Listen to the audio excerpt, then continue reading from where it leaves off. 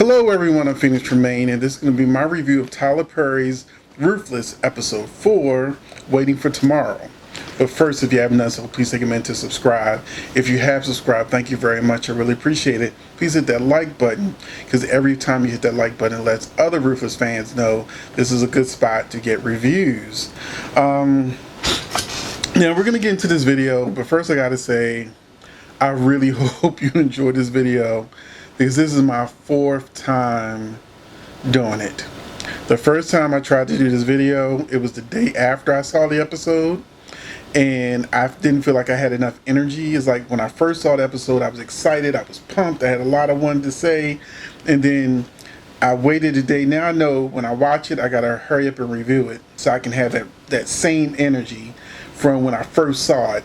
So I went on ahead and I tried to do that interview, and my energy was low, and it was raining outside, and it was gray, and that always affects my personality. So then I said, I can't put that out there for the people. I gotta give them something fun, something they can laugh at, give them some information. Then I did it a second time. The second time I did the review, my baby came home, and some of the things I was talking about in the video, I didn't feel comfortable talking about around my baby. So then I was like, okay, so let me do this a third time, which was yesterday. And yesterday I just lost my voice. I ran out of energy. Like right now, you know, I got my little chloroseptic right here in case I need a little quick squirts real quick. But all in all, I say all that to say is I try to give you the best energy and the best videos I can.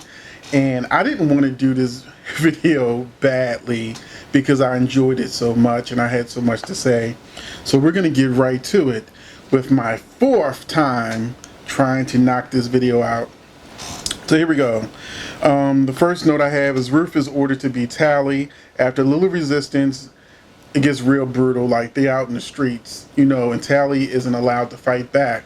So Ruth is just ruthlessly beating her. And I like Tally. As I said in my other videos, Tally's like one of my favorite characters, and I was afraid that she was going to die with all these beatings. At least, I mean, she should have at least a miscarriage by now. And Ruth beat her so bad, they actually went to the credits, the opening credits, did a scene with Sarah, came back to Ruth, and she was still beating her. So, yeah, it was rough. And then after she was beaten that badly, she couldn't get up. So they had Andrew grab her by the hair and drag her back to her prison cell that they created for her.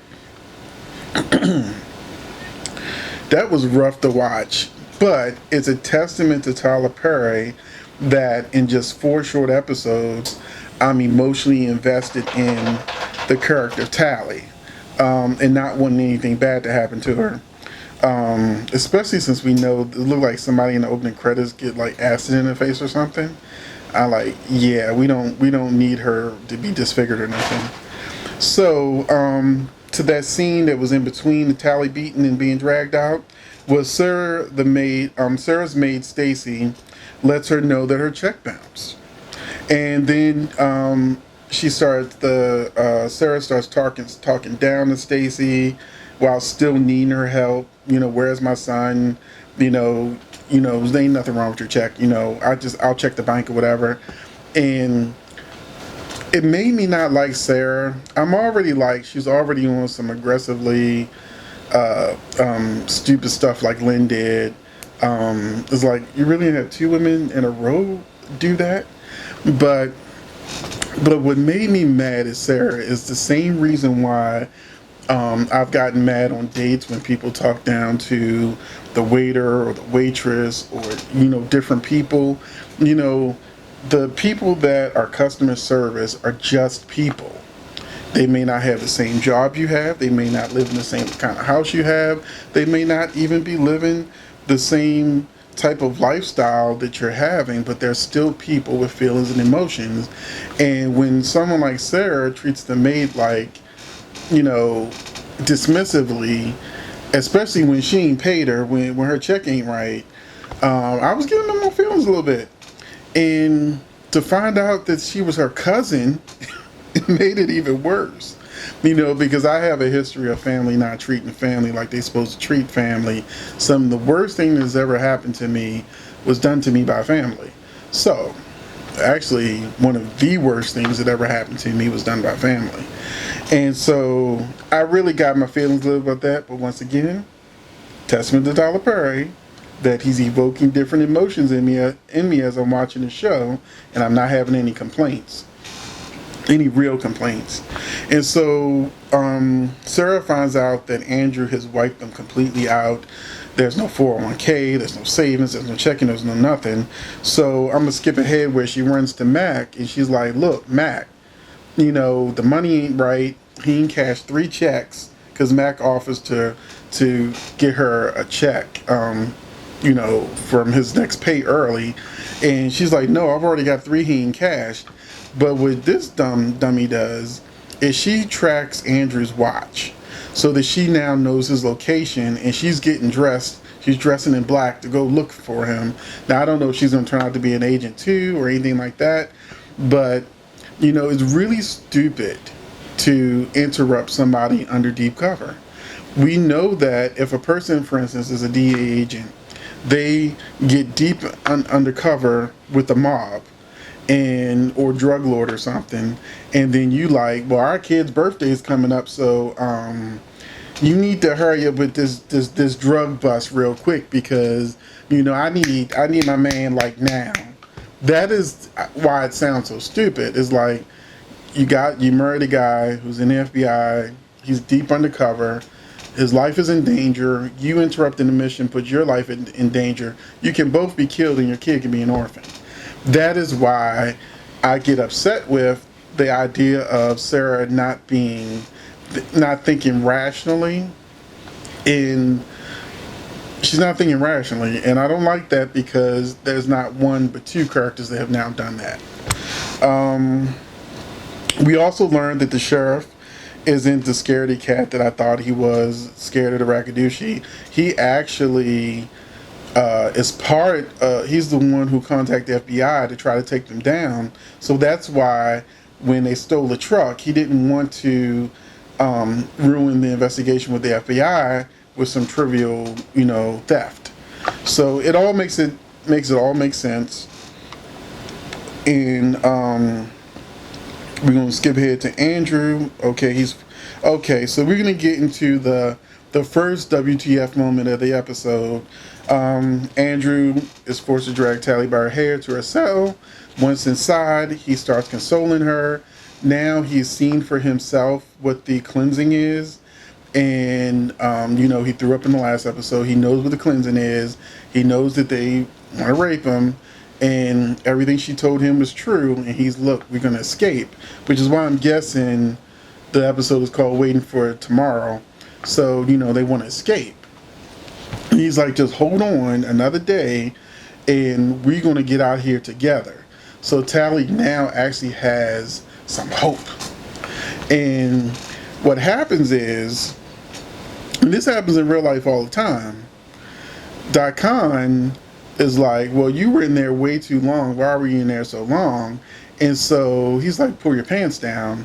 And Andrew is compliant. He doesn't do it the first time he asks, but second time he asks, he like drops his pants, and then they show his penis, and I'm almost 100% sure that it was a prosthetic, not the real thing. But Tyler showing dick down. So even if it's just a prosthetic. And so Daikon gets down there and gives it the sniff test, and he's trying to see if it smells like kitty. But you know what word I'm really thinking. But he's trying to see if it smells like the kitty cat. And so, he comes back up and he's like, I wanted to make sure that you weren't in there doing what you weren't supposed to be doing. And Andrew's like, okay. And then he kind of like, well, you need to go see the highest. So Andrew runs off, and Daikon ends up seeing another moment because he's everywhere. He's watching everything. That's definitely the highest right-hand man, because every time you look up, he's investigating, like, what y'all doing, where y'all supposed to be, why you ain't supposed to be at, how long, you've been in there too long. He's on it. And so he even catches Tally's daughter giving her some bread. And I was like, please don't beat her. Please don't beat her, because we've seen enough of Tally getting beat for 3 episodes. We started the season with him punching her in the face. Please, let's not have... I'm done for now. I need a break from Tally getting beat. Luckily, he did not beat Tally. He instead took the bread and walked away mad. So her daughter, now, she probably gets beat, but I think that Tally is safe for now. She didn't ask her daughter to do it. Unless they discipline her in front of her daughter to make her daughter not do that no more. You know. But, yeah, we got the sniff test. And I know some of y'all out there have given the sniff test and have received the sniff test. Because a lot of times when people suspect you of cheating, that is one of the biggest things that people do. They go down there and they give it an old sniffy sniff so that they can see if it smells like new soap. Like, you know, for 2 reasons. One, you walked out this house and went to work this morning, so why you come back smelling fresh as a daisy? That ain't the soap we have in this house. Or 2, you just supposedly went to the store. You come back 2 hours late, sniff, sniff.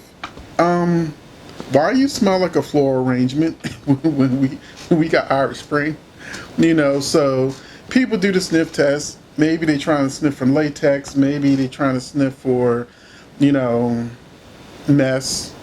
You know what I'm talking about. That it doesn't smell like it's supposed to smell like. That's what you're doing the sniff test for. And yes, it happens, especially when you're in one of those relationships where cheating is going on or suspected of going on. And I'm probably going on this a little bit too long, but it's only because been there, done that. So it was shocking to me to actually see it on TV. But yeah, I was in a relationship where this was something that happened in real life. So, you know, he passed the sniff test. Plus, that was a little bit TMI. You just learned a little bit about me that you didn't need to know. But that was 26 years ago. My very first relationship. 26 years ago, back when I was young and stupid. Now, you know, I've been in a relationship for 10 years. And neither one of us have needed to do any kind of a sniff test. We trust each other. We love each other. That's how life's supposed to be. But anyway, we got the highest who invites Andrew into his room, and he's butt naked. And when he's initially chastises Andrew for thinking that he wants to see him naked, because the highest is like, well, take your mask off. And he's referring to his clothes, but when Andrew sort of like is a little not receptive, he plays mind games. He flips it like, oh, you really think, you know, you want me to see you naked, you know? And then that, like, just playing mind games with Andrew, because I have to give, I think his name is Matt Cedino. Just double checking. The highest is, yeah, Matt Cedino. And he has done such a good job with the highest, because, you know, initially I wasn't really getting a good vibe from him. Like, you know, still like a one note thing, but now the character now has layers, because he goes from this benevolent being to a pimp. By the end of the episode, he's acting like a pimp. We'll discuss that a little bit later. But seeing that he has different layers, I give the actor credit, because the acting on the show has been really good and is refreshing, and I'm enjoying it. But he eventually invites Andrew to sit on the bed, and then he puts his hand on his shoulder. And that's all we get to see. And I was genuinely a little disappointed. And it's not because I wanted to see the highest and Andrew get it on. It's because Andrew's reaction in the last episode was projectile vomiting. So I thought it would be really interesting to see a person whose first reaction to seeing that act is projectile vomiting is now cool with it. So there could have been some good acting moments in it without it getting too graphic. I thought that was a miss, unless we get a flashback or something. But yeah, we later learn at the end of the episode that, yeah, the highest explains to Andrew that this is how the coronation is going to go down. I'm going to give you my seed,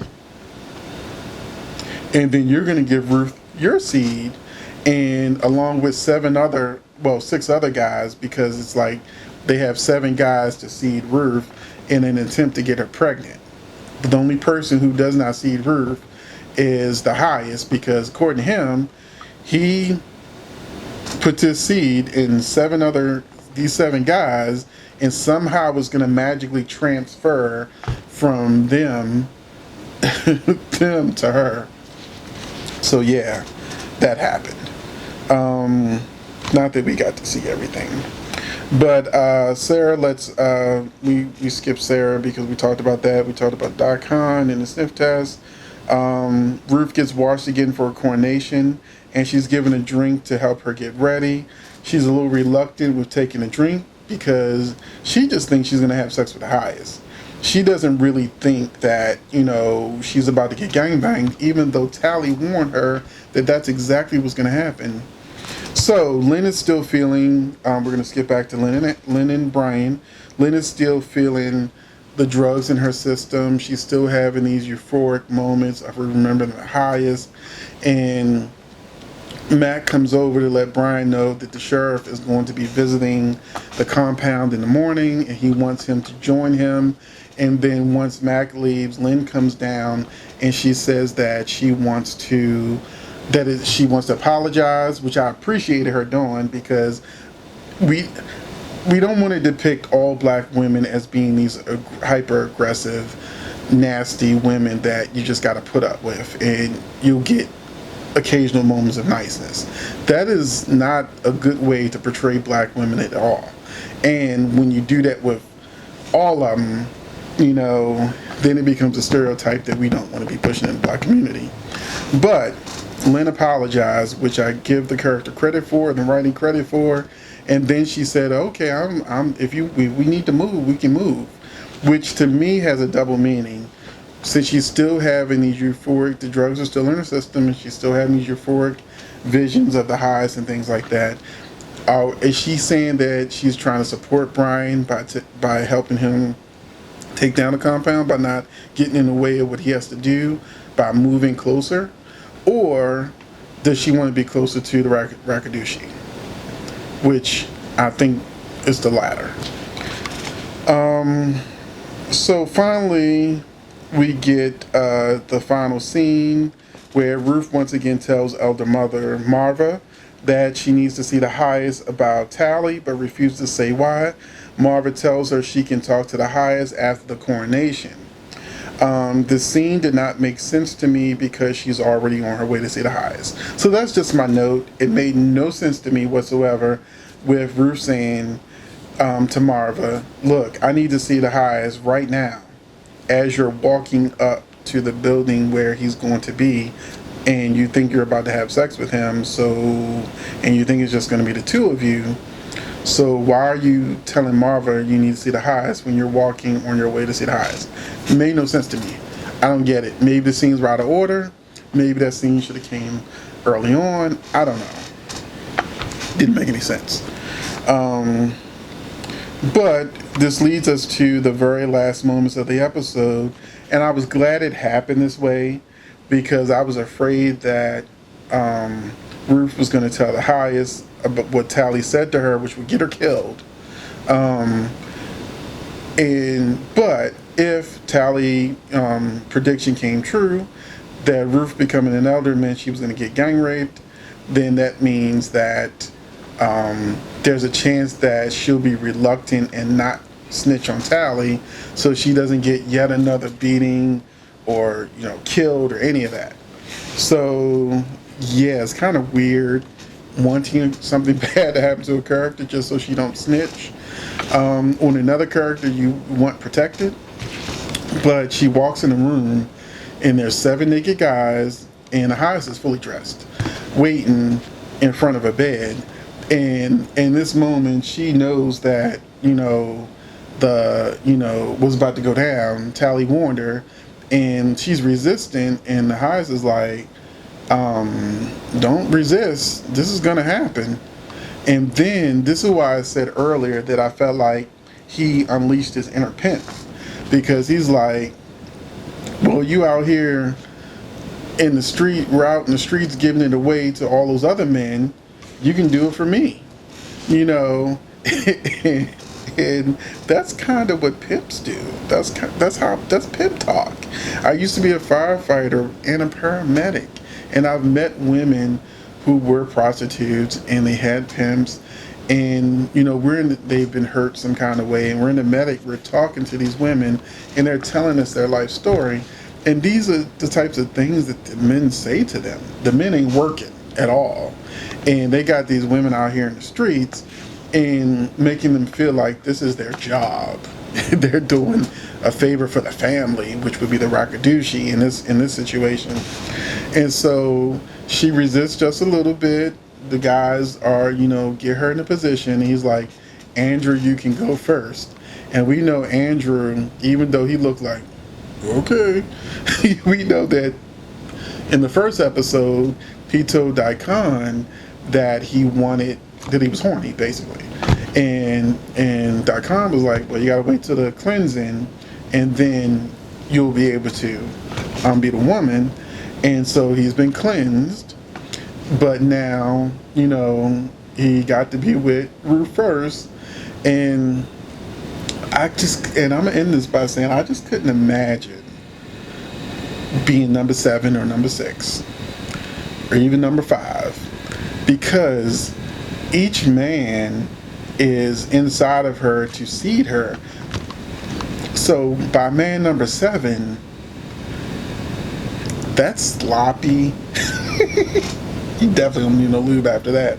It's gonna be sloppy and nasty, and depending on what them guys got, it's gonna be, by the time it gets to number 7, it's gonna be like this.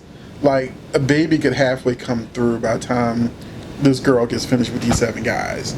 So I'm saying this without being too graphic, but that was what I was thinking while I was watching the show. Wow, you don't want to be number 7. You want to be within maybe the first 3. After that, it's sloppy 4th, 5th, 6th, and 7th, which isn't funny, but it's just a TV show, so I can laugh. So that's it. I want to know what you thought about this episode. I want to know what you thought about the sniff test. I want to know what you thought about Andrew's cleansing. And did you want to see it?